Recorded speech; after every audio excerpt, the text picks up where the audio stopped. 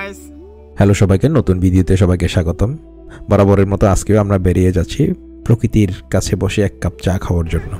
আমরা যাচ্ছি কোথায়? আগের মতোই আমরা তিনজনেই যাচ্ছি একসাথে, যদিও আমরা যেখানেই যাই সেখানে তিনজনেই একসাথে বেড়াতে যাই।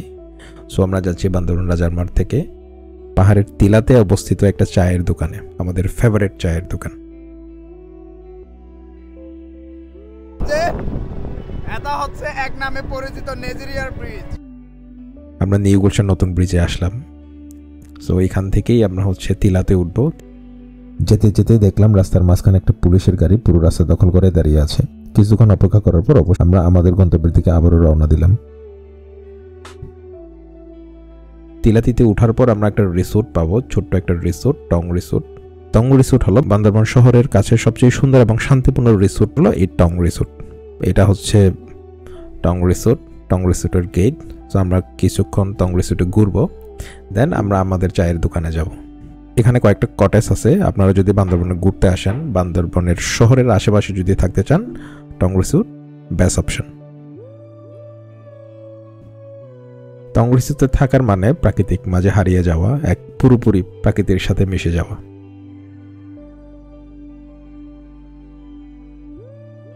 এখান থেকে বান্দরবান শহরের পুরো ভিউটাই দেখা যায়।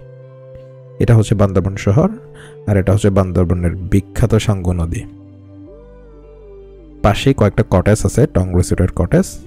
সো আপনারা চাইলে কটেজে থাকতে পারেন।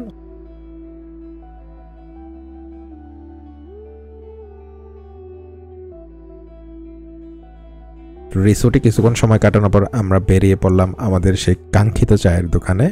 এখানে আসা মানে এক কাপ চায়ের চুমুক দিয়ে প্রাকৃতিক স্পর্শ করা।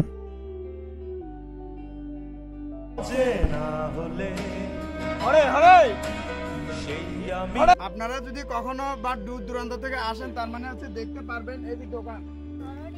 আপনারা পাহাড়ে আসেন, ঘুরতে আসেন, উসমান সুখপেন্ডে ঘুরবেন টং রিসোর্টের পাশে। তো এখানে আমরা অনেকক্ষণ সময় কাটালাম, মজা করলাম, গান শুনলাম। আজকের ভিডিওতে এখানেই শেষ করছি।